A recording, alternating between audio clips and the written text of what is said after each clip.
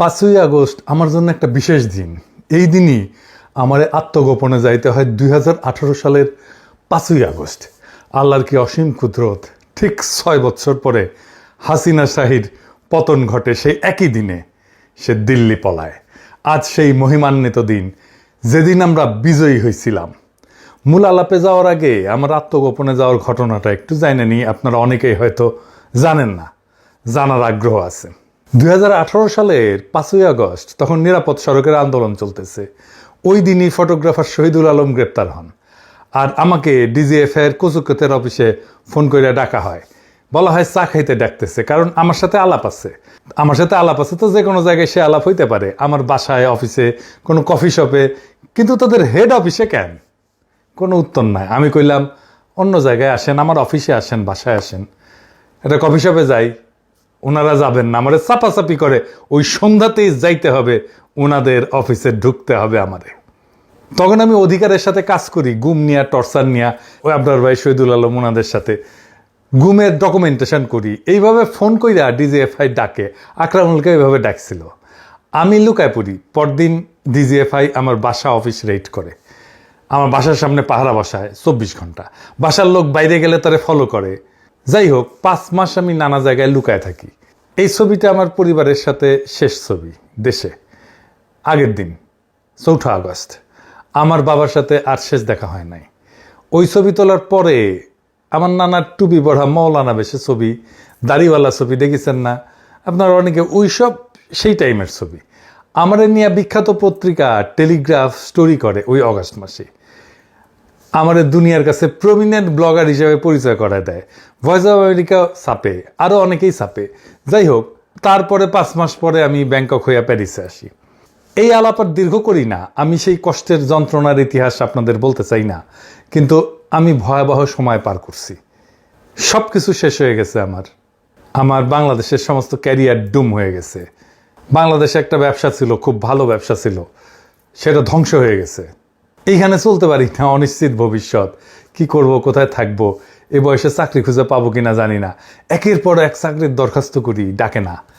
ফার্নিচারের দোকান আছে না, এই খেয়া, আপনারা চেনেন, সেখানে ফর্কলিফট অপারেটরের চাকরিতে অ্যাপ্লাই করেছিলাম, সেখানেও নেয় নাই। বলছে এই চাকরি তুমি করবা না।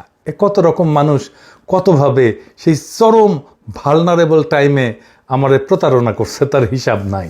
এর মধ্যে আমার বগুড়ার আর ঢাকার বাসায় নিয়মিত পুলিশ হানা দেয়, একের পর এক মামলা দিতেছে। ভয়ঙ্কর ভয়াবহ অবস্থা। যাই হোক, এসব বললাম যে এই টাইমটা ছিল আমার জন্য একটা রোলার কোস্টার রাইডের মতো। আপনি যখন সবচেয়ে ভালনারেবল, সেই সময় আপনি রোগাক্রান্ত হন। আপনি যখন সবচেয়ে দুর্বল, আপনার রোগ প্রতিরোধ ক্ষমতা যখন সবচেয়ে কম, তখন আপনাকে ব্যাকটেরিয়া, ভাইরাস আক্রমণ করে। আমারও করেছে। হ্যাঁ, সোশ্যাল ব্যাকটেরিয়া, সোশ্যাল ভাইরাস এই সমাজের। তবে আমার ওই সব টাইম পার না হইলে আমি কখনোই ভবিষ্যতের জন্য তৈরি হইতে পারতাম না, আজকের জায়গায় আসতে পারতাম না, এটাও ঠিক। যাই হোক, আমার এই জার্নিতে আমি কি কি শিখলাম, আর কিভাবে হাসিনা উৎখাতে ভূমিকা রাখলাম, কেন রাখলাম, কোন তরিকায় রাখলাম, সেইটা এবার একটু আলাপ করি। আমার এই জার্নিতে সবচেয়ে বেশি যে উপকার হয়েছে তা হইতেছে, আমি তো নাস্তিক ছিলাম, একদম পার নাস্তিক। সেইখান থেকে আমি বিশ্বাসীতে পরিণত হয়েছি। আমি সৃষ্টিকর্তার দিব্য উপস্থিতি আমার মধ্যে টের পাই। এটা কত বড় উপহার মানুষ হিসাবে, তা অবিশ্বাসীরা কখনো বুঝবে না। আমার মনে কোনো মৃত্যু ভয় নাই, আমার কোনো কিছু পাওয়ার আকাঙ্ক্ষাও নাই সৃষ্টিকর্তার সন্তুষ্টি ছাড়া। আর আমি জানি, আমি যদি মানুষের, মানব সত্তার, দেশের সামান্যতম উপকার করতে পারি, এই দুনিয়ায় সৃষ্টিকর্তা আমাকে রক্ষা করবেন। কথাটা সত্য। আমাকে মাটিতে হুতায় ফেলার চেষ্টা করছে একজন না, একাধিক মানুষ। কতজন? বাঙ্গু সুশীল, বাম, হিন্দুত্ববাদী, সো কল্ড সেকুলার, নাস্তিক, আওয়ামী লীগ, কেউই পারে নাই। আমি জানি পারবেও না। আমি এই অ্যাক্টিভিজমে আবিষ্কার করলাম বাংলাদেশের সবচেয়ে বড় সংকট। সেটা হইতেছে বাংলাদেশকে একটা রাষ্ট্র হিসেবে গড়ে উঠতে দিতে চায় না কে? ইন্ডিয়া। তার অখণ্ড ভারত কল্পনায় বাংলাদেশ তার অংশ। এটাই আমাদের বিপদ। সেই বাংলাদেশ অংশকে সে আদর্শিকভাবে পদানত করবে, অথবা এমন শাসক রাখবে যে তার অনুগত। এটাই হাসিনার শাসন। আর সেই শাসন একটা ফ্যাসিস্ট শাসন হয়ে উঠবে, কারণ সেটা সংখ্যালঘুর শাসন। সে হাসিনার শাসন টিকে থাকার প্রধান এবং প্রথম শক্তি তার সো কল্ড লিবারাল, সেকুলার, প্রগতিশীল শক্তি, যেটা তাকে ঘিরে রাখে। এই লিবারাল, সেকুলার শক্তি ঘুরে ফিরা ভারতের বয়ানি ফেরি করবে। এই শক্তিটা ভয়ানক, কারণ তারা সংখ্যায় দুর্বল। এটি ঠিক রুয়ান্ডার মতো। সেটা কিরকম? রুয়ান্ডার দুই জাতি ছিল, হুটু আর তুৎসি। পূর্ব আফ্রিকার দেশ রুয়ান্ডা এবং বুরুন্ডির প্রধান জাতিগোষ্ঠী। হুটুরা সংখ্যাগরিষ্ঠ। রুয়ান্ডার জনসংখ্যার প্রায় 85% ছিল হুটু, আর তুৎসিরা ছিল সংখ্যালঘু, 14 থেকে 15%। এই তুৎসিরা ঐতিহাসিকভাবে গবাদি পশু পালন করত এবং তারা জমিদার শ্রেণী ছিল। বাঙ্গুল্যান্ডে যেরকম জমিদার শ্রেণী ছিল কলকাতার হিন্দুরা, ঠিক সেই রকম তারা ছিল সমাজের অভিজাত শাসক শ্রেণী। জার্মান এবং পরে বেলজিয়ান উপনিবেশবাদীরা তুৎসিদের উন্নত শাসনযোগ্য জাতি হিসেবে চিহ্নিত করে। তারা প্রশাসনে, শিক্ষায় প্রাধান্য দেয়, ঠিক একইভাবে বাংলাদেশে যেটা ঘটছে। ফলে হুটুরা সংখ্যাগরিষ্ঠ হইয়াও রাজনৈতিক বা অর্থনৈতিকভাবে বঞ্চিত থাকে। বাংলাদেশে একই ঘটনা দেখেন, সেই জমিদার প্রথা, সেই কলকাতার হিন্দুরা, বাংলাদেশের সাধারণ মুসলমানরা হুটু, আর ক্ষমতাসীন প্রগতিশীলরা তুৎসি। এখনও তুৎসিরাই ক্ষমতায়। দুর্বলের শাসন ভয়ঙ্কর হয়, কারণ তারা সবসময় ভয়ে থাকে। এই মনে হয় জয় বাংলা হয়ে গেলাম। এরা নৃশংস হয়, এরা প্রতিশোধ পরায়ণ হয়। আমি যেহেতু এই সিপিবি ঘরানার লোক, তাই আমি আবিষ্কার করলাম যে এই ঘরানা, এই বাঙ্গুল্যান্ডের এই তুৎসি ঘরানা, এটা দুর্বল। শিক্ষা দীক্ষায় দুর্বল, মেধায় দুর্বল, পেশাগত সাফল্যে দুর্বল। এদের বয়ান চুরমার করে দেওয়া সম্ভব। এদের সাথে কেউ ফাইটে যায় নাই। কেন যায় নাই জানেন? যারা যাইতে পারতো তারা যায় নাই। সে ভয় পায় যে তাকে সাম্প্রদায়িক, মৌলবাদী, হিন্দু বিদ্বেষী এগুলো টেকায় দেয় নাকি। সে তার ইসলামী নাম পরিচয় নিয়ে লজ্জিত এবং বিব্রত থাকে। এই কাজটা খুব ইন্ডিয়া ভালোভাবে করছে। গতকালই একজন আমারে বলতেছে যে, আমার পোস্টে এসে, যে ইন্ডিয়া যেইভাবে বাংলাদেশকে দেখাইতে চায়, আপনি সেই দিকে নিয়ে যাইতেছেন বাংলাদেশকে। আপনি আসলে ইন্ডিয়ার উপকার করতেছেন, আপনি বাংলাদেশের শত্রু। ইন্ডিয়া আমাদের নিয়ে কি ভাবলো সেটা দিয়ে বাংলাদেশের রাজনীতি নির্ধারিত হবে? বাংলাদেশ কি ইন্ডিয়ার ইচ্ছা অনুযায়ী চলবে? দেখলাম কে একজন কইতেছে, আমার অ্যাক্টিভিজমের ফলে পশ্চিমবঙ্গে বিজেপি জিতবে।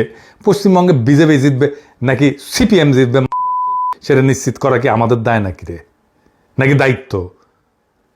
এইগুলাই ইন্ডিয়ান ফুড সোলজারদের কাজ হয়ে ওঠে বাংলাদেশে। এই বাংলাদেশের লিবারাল সেকুলাররা বাংলাদেশের শত্রু। আসলে বাংলাদেশের রাজনীতিতে অবধারিতভাবে ইসলাম থাকবে, ধর্ম হিসাবে, মূল্যবোধ হিসাবে, ভ্যালুজ হিসাবে, জীবনযাপন পদ্ধতি হিসাবে। সেটাই স্বাভাবিক, সেটাই ন্যাচারাল। ইসলাম তো পশ্চিমের এই গ্রেকো রোমান খ্রিস্টান কালচারের চাইতে প্রোগ্রেসিভ, প্রগতিশীল। সেই ন্যারেটিভে বাংলাদেশের রাজনীতি নির্মাণ করতে হবে, তাহলে এটা টেকসই হবে। তাহলেই বাংলাদেশের স্বাধীনতা, সার্বভৌমত্ব রক্ষা পাবে। একমাত্র তাহলেই আমরা অখণ্ড ভারতের রাষ্ট্র কল্পনা ঠেকায় দিতে পারবো। দেখেন একটা এক্সাম্পল দিই। চরমনায়ের পীর সাহেব, উনারে শরিয়া আইন নিয়ে খালেদ মহিউদ্দিন নাস্তানাবুদ করে দিল। ওই শরিয়া কি এখন অন্য পৃথিবীতে অন্য জায়গায় চালু আছে? এরকম কোন উদাহরণ কি আমরা দেখবো? মানে আমরা এরকম শরিয়া দেখতে চাই বা এরকম শরিয়া দেখতেছি, ধরেন এই পৃথিবীর অন্য কোন আমাদের শরিয়া, আমাদের দর্শন, হ্যাঁ আমাদের দর্শন, আমাদের শরিয়া, হ্যাঁ হ্যাঁ আমাদের কোরআন ও হাদিসের মধ্যে দেয়া আছে। এখনকার কোন রাষ্ট্র আছে কিনা?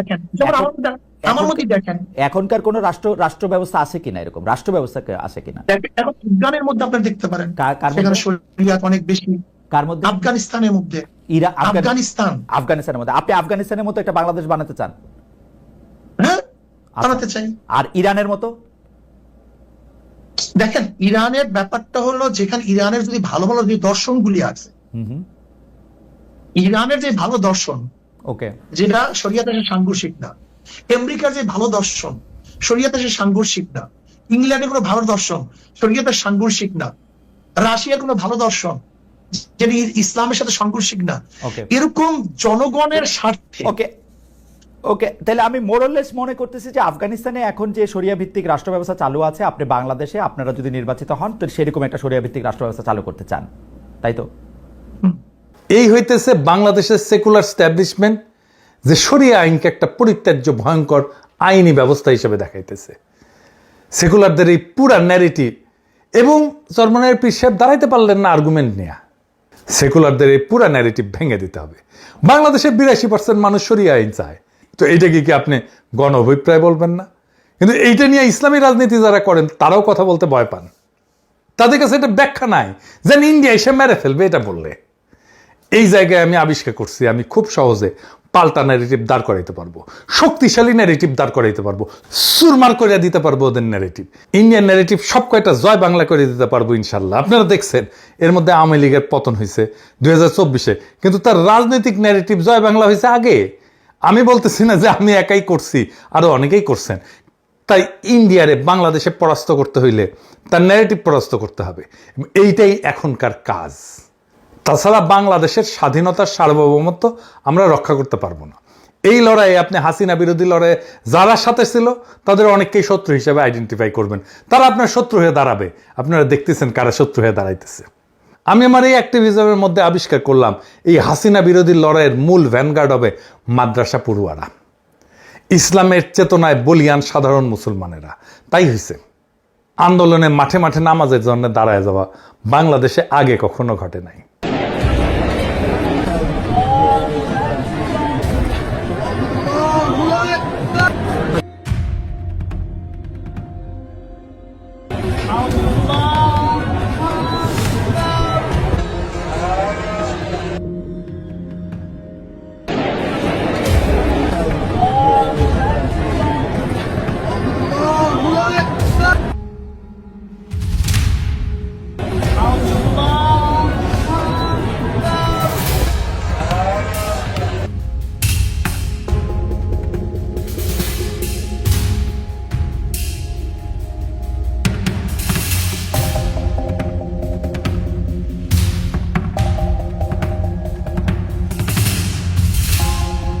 গণভবনের দখল নেওয়ার পরে নামাজে বৈশা অজরে কাঁদছে সবাই। ওরাই ছিল এই বিপ্লবের লড়াকু সামনের সারির সৈনিক, এমনকি সেনাবাহিনীর সৈনিক, বিজেপির সৈনিক, পুলিশের কনস্টেবল, এরাও ছিল এই সাধারণ মুসলমানের সন্তান। সেই জন্য তাদের বন্দুকের নল আমাদের দিক থেকে ঘুরে গেছিল। বাংলাদেশের এই শক্তি সমাবেশের বিষয়টা মাথায় রাখবেন। এই সময়টা আসবে, আমি জানতাম হাসিনা পালাবে, হাসিনার শাসন টিকবে না। আমি অবিশ্রান্তভাবে এই বয়ান ফেরি করছি, হাসিনা পড়বে, খুব শীঘ্রই পড়বে, সেটাও আমি বলে গেছি। আশার আলো জাগায় রাখছি আর আওয়ামী ন্যারেটিভ ভাঙছি একের পর এক। 5ই আগস্ট শুরুর রাতে আপনাদের সবাই মনে আছে দেশের সমস্ত মুক্তিকামী মানুষ আল্লাহমুখী হয়েছিলেন, তাহাজ্জুদ পড়ছেন, যেটা জাতি হিসেবে অভাবনীয় ঐতিহাসিক ঘটনা। এমনকি যারা তেমন ধর্মকর্ম করতেন না তারাও আল্লাহর সাহায্য কামনা করছেন। এইটা মাথায় রেখেন, এটা একটা গুণগত পরিবর্তন ঘটে গেছে। 2024-এর নির্বাচনের পরে সবাই যখন হতাশ হয়ে হাল ছেড়ে দিল, তখন আমি ভারতীয় পণ্য বয়কট আন্দোলন শুরু করলাম। দাবানলের মতো ছড়ায় গেল সেই আন্দোলন সারা দুনিয়ায়। মানুষ একটা কিছু হাতে পাইল আঁকড়ায় ধরার মতো হতাশার মধ্যে। আপনারা দেখছেন কারা কারা সেই সময়ও আমার বিরোধিতা করছে। আপনারা এখনো দেখেন কারা কারা আমার শত্রুতা করে। আমি এদের হেদায়েতের জন্য প্রার্থনা করি। তারা জানে আমাকে থামাইতে না পারলে সমূহ বিপদ। আমাকে বিরক্ত করার চেষ্টা করে, মানসিকভাবে বিপর্যস্ত করার চেষ্টা করে, আমার টাইম নষ্ট করার চেষ্টা করে। তারা জানে পিনাকি আওয়ামী ন্যারেটিভ ভাঙছে সাকসেসফুলি। যদি ইন্ডিয়ান ন্যারেটিভ ভাঙে তাইলে বাংলাদেশ তো হাতছাড়া হয়েছে, অখণ্ড ভারত হান্দায় যাবে। তারা জানে পিনাকি ন্যারেটিভ বানাইতে পারে, শুধু তাই না মানুষকে বুঝাইতেও পারে। এর মধ্যে পিনাকি ভট্টাচার্য বামনের পোলা, বাম রাজনীতি করে আসা, আবার বাংলাদেশি হিন্দু, তারা ইন্ডিয়া কোনোভাবেই ঠেকাইতে পারবে না। তারা জঙ্গি বইলা, তারা ইসলামপন্থী বইলা, তারা মৌলবাদী বইলা খারিজ করিয়া দিতে পারবে না। তারা মনে করে এটা ঘরের শত্রু বিভীষণ, ইন্ডিয়ার সব বয়ান ভাঙ্গা যাবে ইনশাল্লাহ। তাই তারা আমাকে হুতায় দেওয়ার সব চেষ্টা করবে। আপনারা সেটা দেখতেছেন, আরো দেখবেন। কিন্তু আমি বলছি তারা আমার ফিরতে পারবে না। হাসিনা পতনের পরে ঠিক 1 বছর হইল, আমরা আগাইছি নাকি পিছাইছি? এই প্রশ্ন অনেকেই করতেছেন, অনেকের মধ্যে হতাশা। আসেন এই ব্যাপারটা একটু বুঝে দেখি। আমাদের লক্ষ্য হচ্ছে বাংলাদেশের ভবিষ্যৎকে সুরক্ষিত করা। বিএনপি, জামাত আর এনসিপি যদি ন্যূনতম কয়েকটা ইস্যুতে একমত হয় তাহলে দেশ রক্ষা পাবে। 1 নম্বর হইতেছে যেই দল ক্ষমতায় যাবে তারা কিভাবে বিরোধী দলের সাথে আচরণ করবে। তারা কি শান্তিপূর্ণভাবে ক্ষমতা হস্তান্তর করবে? তারা কি দমন নিপীড়ন করবে? তারা কি ভোটের ফল মাইনে নেবে? ভোটকে কি প্রভাবিত করবে না? এই প্রশ্নগুলোর উত্তর থাকতে হবে। 2 নাম্বার, বিরোধী দল সরকারের সাথে কিভাবে আচরণ করবে। তারা কি আওয়ামী লীগের মতো 200 দিন হরতাল করবে? 3 নাম্বার, ভারত কি আবার স্পেস দিবে? আবার মাতব্বরি করার জায়গা দেবে, দাদাগিরি করতে দেবে এবং ভারতের অন্যায্য আচরণকে মেনে নিবে। 4 নাম্বার, ইসলাম প্রশ্নটাকে কিভাবে ডিল করবে, সেকুলারদের কায়দায় ডিল করবে। 5 নাম্বার, বাংলাদেশ রাষ্ট্রটাকে যেটা আমরা গড়তে পারিনি সেটাকে কি গড়বে।